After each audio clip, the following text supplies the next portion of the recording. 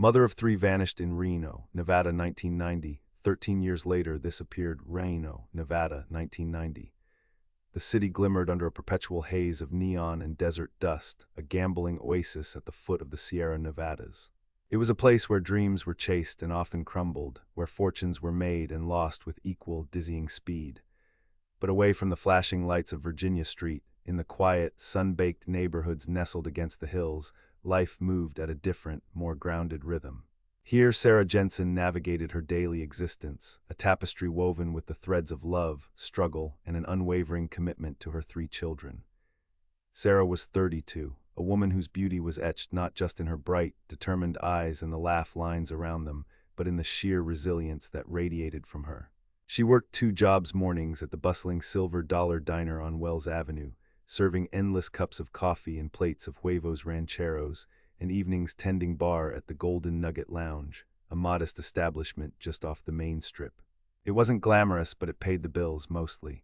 Her children, 8-year-old Emily, 6-year-old David, and the boisterous 4-year-old Liam, were her universe. Their laughter was the fuel that kept her going through the long shifts and the gnawing worry of overdue utility bills. Life hadn't been easy since her divorce from Mark, the children's father, 3 years prior. Mark was a good man in his own way, but restless, always chasing the next big opportunity that never quite materialized. He'd moved to Southern California, promising regular child support that arrived sporadically, leaving Sarah to shoulder most of the financial and emotional burden. Still, she never complained. Sarah had a fierce independence, a quiet strength that made her seem capable of conquering anything. She was known for her kindness, her willingness to lend an ear, and her famous lemon meringue pie, which she occasionally brought to the diner for the regulars. Her small 2-bedroom house on a tree-lined street in the old southwest part of Reno was her sanctuary. It smelled of homemade cookies, crayon wax, and the faint, comforting scent of her cheap but effective lavender air freshener. On this particular Thursday, August 16, 1990, the air conditioning unit was struggling against the relentless summer heat, humming a weak protest. Sarah had spent the morning running errands, dropping Liam off at Mrs. Henderson's daycare, a quick stop at Safeway on South Virginia Street for groceries, and then heading to her shift at the diner. The children were excited. Their grandparents from Fallen were coming to pick them up for a weekend trip to Lake Tahoe. It was a rare treat, a small slice of carefree childhood Sarah was desperate for them to experience. The diner was its usual chaotic self. Truckers, local businessmen, and a smattering of tourists filled the booths. Sarah moved with practiced efficiency, balancing plates and refilling coffee mugs, her smile genuine even when her feet ached. Around noon, a new face appeared at the counter, a man named Richard Miller. He was a regular in a different part of town, someone Sarah had seen a few times at the lounge where she worked evenings. Richard was charming, with kind eyes and a steady, reassuring demeanor. He was an engineer at a local firm, recently divorced himself, and he'd been making discreet inquiries about Sarah for weeks. They'd chatted casually during her evening shifts, but today, in the bright light of the diner, he seemed more emboldened. He asked her out for a drink, just a casual one, after her evening shift finished around midnight. Sarah, flattered and a little weary of her solitary routine, agreed. It was just a drink, a chance to talk to someone new. That evening, after getting Emily and David ready for their grandparents, Sarah felt a flutter of anticipation she hadn't experienced in years. Her parents, Robert and Carol Anderson, arrived promptly at 6 p.m. in their old Ford pickup, laden with snacks and board games. Sarah hugged her children tight, promising to call them the moment they arrived at the cabin in Tahoe. "Be good for Grandma and Grandpa," she reminded them, a soft kiss for each. "Mommy loves you." The house felt unnervingly quiet after they left. Sarah tidied up, changed into a simple but flattering summer dress, and waited for her shift. At the Golden Nugget Lounge, the usual Friday Eve crowd started to trickle in. Sarah mixed drinks, made small talk, and kept an eye on the clock. Richard arrived a little before closing, taking a seat at the bar, nursing a soda. When her shift ended at 12:30 a.m. on August 17th, Sarah punched out, waved goodbye to her coworker, and joined Richard. They decided on a quiet spot a few blocks away, a smaller, less flashy bar called the Lucky Horseshoe, known for its blues music and cheap beer. They talked for hours, sharing stories about their lives, their children, their hopes. Sarah felt a connection, a spark she hadn't felt since before her divorce. It was a pleasant, innocent evening, a much-needed escape from the relentless grind. Richard walked her back to her car, parked a few blocks from the lounge, around 2:30 a.m. He offered to follow her home, but Sarah, ever independent, politely declined. "I'll be fine, Richard. Thanks for a wonderful evening." They exchanged a warm hug, and she got into her old Toyota Camry. Richard stood on the deserted street corner, a solitary figure under the glow of a street lamp, and watched her drive off, her taillights disappearing around the distant corner. That was the last confirmed, verifiable sighting of Sarah Jensen. She simply drove into the pre-dawn Reno darkness and vanished. The next morning, Saturday, August 17th, began not with a flurry of activity, but with an unsettling, profound silence. Sarah's parents called her house around 9 a.m., expecting her cheerful voice. They wanted to let her know the kids had arrived safely and were already joyfully splashing in the cool waters of Lake Tahoe. The phone on her kitchen wall rang and rang, a piercing, unanswered summons that echoed in the empty house. Carol tried again an hour later. By noon, a cold, tightening knot of worry began to form in Carol's stomach. Sarah was meticulously punctual, especially about her children. She always called, always. Robert, sharing his wife's escalating concern, decided to drive immediately back to Reno, a 2-hour journey from Tahoe. He arrived at Sarah's small house around 3 p.m. The familiar, battered Camry wasn't in its usual spot in the driveway. The front door was locked, the windows closed tight against the afternoon heat. He used his spare key to get inside. The house was exactly as Sarah had left it, meticulously tidy, unnervingly quiet, the subtle, comforting scent of lavender still faintly lingering in the air. Her worn leather purse lay on the kitchen counter, her car keys beside it. Inside the purse, her wallet held her driver's license, credit cards, and a small, crumpled amount of cash. Her work uniform for Saturday's morning shift at the diner was neatly laid out on her bed, a silent testament to her planned routine. It was chillingly clear that she hadn't prepared to leave for an extended period.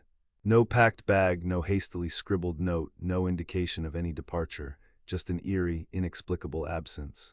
Fighting a rising tide of panic that threatened to overwhelm him, Robert called the Reno Police Department. Officer Miller, a veteran patrolman with a weary but attentive demeanor, took the initial report.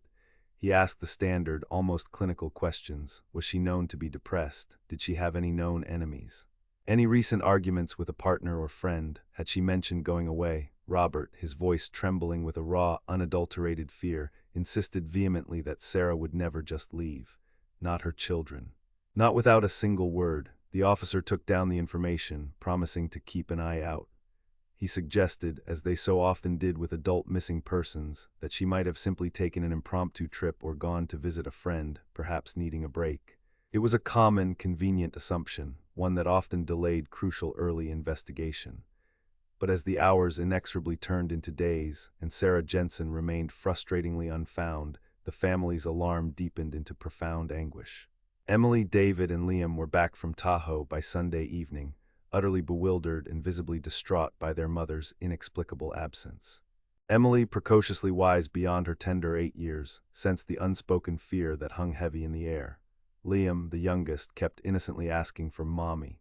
The initial investigation was painstakingly slow, hampered significantly by the technological limitations of the 1990s and the sheer volume of missing persons reports that crossed the desks of the Reno PD. Detective Arthur Reynolds, a sharp but perpetually overworked investigator whose face carried the permanent shadows of too many unsolved cases, took over the burgeoning case on Monday. He started with the laborious basics. Extensive door-to-door canvassing of Sarah's neighborhood, meticulous interviews with every coworker at the Silver Dollar Diner and the Golden Nugget Lounge, and a thorough visit to the Lucky Horseshoe. He spoke at length with Richard Miller, who calmly and consistently corroborated Sarah's last known movements, detailing their pleasant evening and watching her drive away. Richard seemed genuinely concerned, even offering to assist the family in their desperate search. He voluntarily submitted to a polygraph test, which he passed, though Reynolds knew well that polygraphs were far from infallible.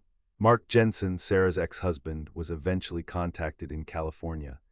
He was reportedly stunned by the news, insisting he hadn't seen or spoken to Sarah in weeks, and readily confirmed his alibi, which placed him hundreds of miles away in Los Angeles.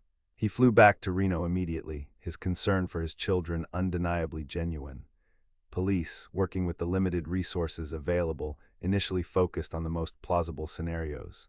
That Sarah had chosen to run away, that foul play involved someone she knew intimately, or a horrific, random act of violence. Sarah's car, the old beige Toyota Camry, remained conspicuously missing. It quickly became a crucial, agonizingly elusive piece of the puzzle. Without it, there was no starting point, no last known direction, no tangible object to trace. Weeks bled into a month. The local media, initially intrigued, picked up the story, a small, somber piece buried deep in the Reno Gazette-Journal, then a brief, sympathetic segment on Colo TV Channel 8, broadcast to a local audience. "Mother of three vanishes," the headlines proclaimed. Flyers bearing Sarah's smiling, hopeful face, painstakingly distributed by her heartbroken family and devoted friends, soon plastered every lamppost, every grocery store window, every community board in Reno. But the relentless desert sun and the ceaseless wind quickly faded the vibrant colors, just as the fragile tendrils of hope began to fray and dissipate for her loved ones. The physical search effort widened dramatically. Volunteers, tirelessly organized by Robert and Carol, combed the harsh, unforgiving outskirts of Reno, the dry, rocky hills pocked with sagebrush, the dusty, meandering roads leading into the vast, empty expanses of the Nevada desert.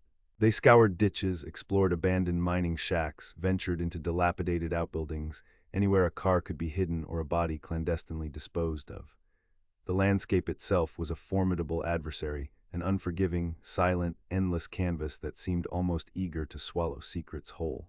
The only sounds that accompanied their desperate search were the persistent, droning hum of unseen insects and the mournful, ceaseless whisper of the wind, carrying nothing but dust and the faint scent of juniper. The children, now living permanently with their grandparents in Fallen, struggled immensely with the seismic shift in their lives. Emily became profoundly withdrawn, her bright eyes clouded with a sorrow too deep for her young age. David, once so full of life, acted out with uncharacteristic aggression, his anger a shield against his fear. Liam's innocent, persistent questions about mommy slowly, painfully, gave way to a quiet, aching understanding, a profound sense of abandonment he couldn't articulate. Birthdays passed, each one a stark, painful reminder of their mother's absence. Then Christmas, devoid of her festive spirit. Then another birthday and another year. The empty chair at the dining table, the unused, perfectly preserved bedroom, the lingering, slowly dissipating scent of lavender, all were constant, agonizing reminders of the void left behind. The Reno Police Department, despite their initial efforts, found the well of new lights had run dry. They continued to follow up on every tip, no matter how remote or improbable, but each one proved to be a frustrating dead end. The case eventually went cold, a thick, heavy file gathering dust in a metal cabinet in the department's archive, reviewed only periodically, but without any new breakthroughs. The years bled into one another, each one carrying its own measure of quiet grief and persistent, unanswered questions. 1991 melted into 1992, then 1993. The world outside the Anderson family's personal tragedy kept moving, evolving at an ever-increasing pace. Cell phones in the early 90s were still bulky, prohibitively expensive novelties. The internet was a nascent, arcane technology, primarily accessible in academic institutions and government labs. Social media, as we know it today, was an unimaginable concept. Information traveled slowly, painstakingly, often through word of mouth or laborious detective work. For the Anderson family, time did not, as the cliché promised, heal all wounds. It simply etched them deeper, carving permanent canyons of sorrow and uncertainty into their souls. Robert and Carol, now noticeably older, their faces etched with the deep lines of protracted grief and the heavy burden of unanswered questions, selflessly dedicated their remaining years to raising Sarah's children. Emily, David, and Liam grew into self-reliant teenagers, then young adults, each carrying the silent, crushing burden of their mother's disappearance. They learned somehow to live with the void, but the fundamental, agonizing questions never truly receded.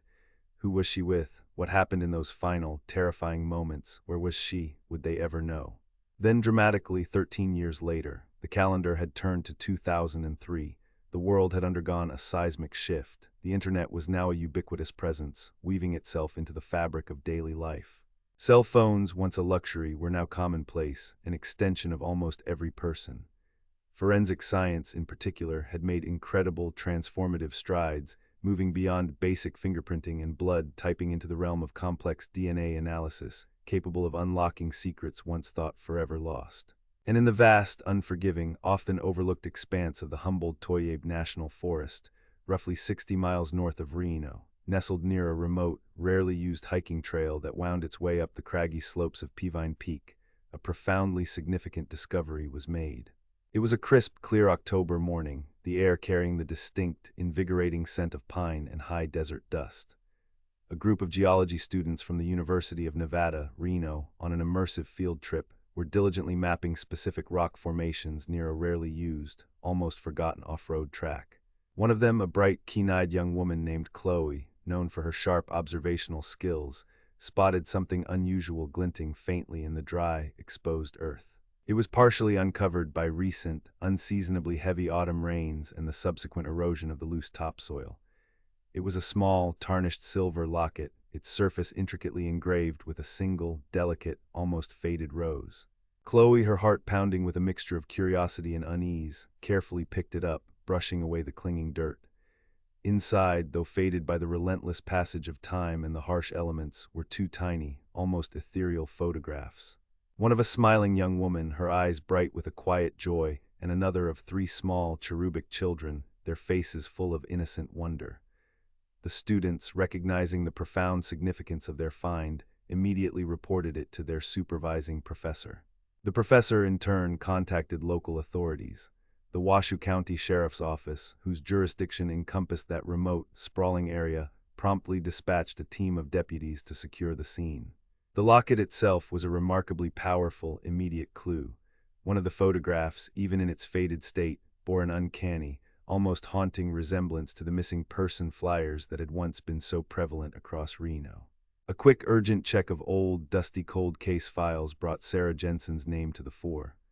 The locket, a unique and sentimental piece, was identical to one vividly described by her parents, Robert and Carol, as a cherished gift from Robert to Sarah on her 16th birthday. The discovery ignited a renewed, fervent search, breathing unexpected life into a 13-year-old cold case that many had long given up on. Investigators, now armed with significantly better tools and far more advanced techniques than their predecessors in 1990, painstakingly combed the rugged, unforgiving area around Peavine Peak.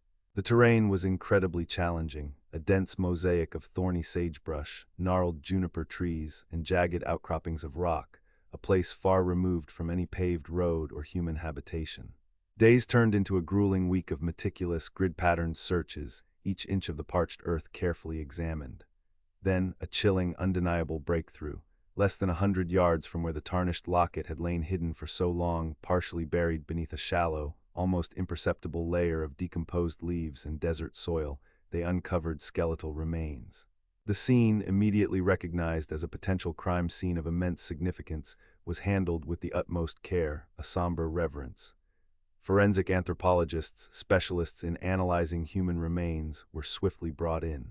The bones were meticulously excavated, each fragment carefully documented, photographed, and cataloged before being painstakingly transported to the state lab for in-depth analysis. Initial examination confirmed unequivocally that they were human. Further, highly specialized analysis, including detailed dental records which, through a stroke of foresight and heartbreaking persistence, Robert and Carol had thankfully kept from Sarah's childhood, provided a definitive, incontrovertible identification. The remains finally belonged to Sarah Jensen. The news hit the Anderson family with the force of a physical blow, a fresh, devastating impact, even after 13 long years of living with the agonizing uncertainty. Emily, now 21, a poised young woman just embarking on a teaching career. David, 19, a stoic Marine recently returned from a tour of duty. And Liam, 17, a quiet, introspective artist, had all grown into adulthood clinging to a fragile, almost desperate hope that their beloved mother might one day, miraculously, walk back into their lives.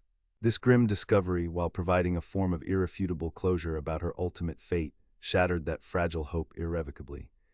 It brought with it a fresh, overwhelming wave of grief, raw and agonizing in its intensity, accompanied by a renewed, burning desire for concrete answers, for justice. Detective Reynolds, now noticeably older, heavier, his hair thinned and streaked with gray, but still possessing the same sharp, incisive mind, had retired from the Reno PD several years prior. Yet when the call came from the Washoe County Sheriff's Office, seeking his expertise as a consultant, he didn't hesitate. The case, now unequivocally reclassified as a homicide, was reignited with a fierce vigor that had been utterly impossible in 1990. The skeletal remains, though inevitably degraded by the relentless march of the elements and the unforgiving passage of time, still offered crucial, tantalizing clues. A small, subtle fracture was discovered on the hyoid bone, a delicate structure in the neck, often considered a strong indicator of strangulation. Though no other direct, unambiguous evidence of the precise cause of death was immediately apparent due to the extreme passage of time, the remote location and the clandestine manner of the discovery strongly, chillingly, suggested foul play. The new investigation, leveraging the vastly superior technology available in 2003, began with a meticulous reevaluation.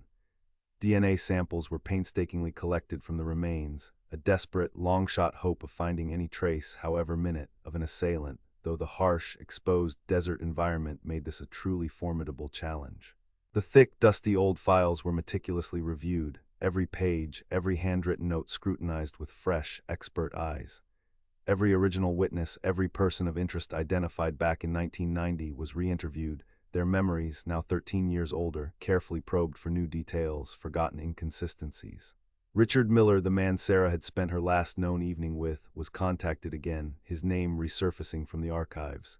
He was cooperative, expressing profound sorrow at the tragic discovery, his demeanor unchanged. His alibi for the night of the disappearance, though thoroughly checked and rechecked in 1990, was subjected to renewed, intense scrutiny. He still maintained his innocence steadfastly, and crucially, no new evidence directly implicated him in Sarah's disappearance or death. Mark Jensen, the ex-husband, was also re-interviewed. He was now living a settled life in Sacramento, remarried, having built a new, ostensibly peaceful existence. His alibi from 1990 remained solid, unshakable, and his emotional reaction to the news, though somber and tinged with regret, seemed genuinely one of shock and sadness for the mother of his children. The missing Toyota Camry, Sarah's humble mode of transport, now became an even more critically important and agonizingly elusive piece of the complex puzzle. It had simply vanished without a trace, never to be found. Its continued absence profoundly complicated the entire narrative. If Sarah was indeed murdered and her body unceremoniously dumped in that remote location, what then happened to her car? Was it driven to the desolate site by the killer, perhaps a crude attempt to mislead investigators? Or was she abducted elsewhere, her car abandoned at a different location, and her body later transported to Peavine Peak? The area where the remains were ultimately found was incredibly remote, accessible only by a rough, unpaved dirt track that would have presented a significant challenge for a standard sedan like a Toyota Camry, especially during the more primitive conditions of 1990. This strongly suggested that the killer possessed an intimate knowledge of the desolate area or had access to specific, more robust means of transport, capable of navigating such treacherous terrain. The investigators, now adopting cold case techniques that had significantly evolved over the past decade, began to expand their search beyond the immediate scope of Sarah's life. They meticulously looked at similar unsolved cases in the broader region from the late 1980s and early 1990s, searching for any discernible patterns, any consistent modus operandi, any thread that might connect Sarah's tragedy to a wider, more chilling narrative. They painstakingly built an updated timeline, reconstructing Sarah's last known day, hour by hour, minute by minute, poring over every detail, every interaction, desperately trying to identify any gaps, any subtle inconsistencies that might have been overlooked in the initial, frantic, and technologically limited search. The psychological impact on Sarah's now-grown children was expectedly profound and multifaceted. Emily, the teacher, found herself haunted anew by her mother's memory, a phantom presence that shaped her empathy for her students. David, the Marine, felt a renewed, searing sense of anger and deep injustice, a primal need for accountability. Liam, the quiet artist, channeled his immense, complex grief into his work, his canvases filled with haunting, ethereal desert landscapes, capturing the desolate beauty that had for so long held his mother's secret. They eventually held a private, deeply emotional memorial service for their mother, a chance finally to say a proper goodbye, even if the agonizing how and why of her death remained stubbornly elusive. The small, tarnished silver locket, now carefully cleaned and polished to a soft sheen, became a cherished, irreplaceable family heirloom, a tangible link to the mother they had loved and lost. The grim discovery and the reopened investigation brought a brief but intense resurgence of media interest. Local news stations ran somber retrospectives, discussing the cold case reopened and the tragic find, bringing Sarah's story back into the public consciousness. Public awareness briefly reignited, and a few new tips trickled in, mostly from people remembering old, faded rumors or distant, unconfirmed sightings from years past. But tragically, none of these leads ultimately coalesced into concrete, actionable evidence. The vast, indifferent desert, as it always had, continued to guard its secrets fiercely, stubbornly refusing to yield its final, most crucial answers.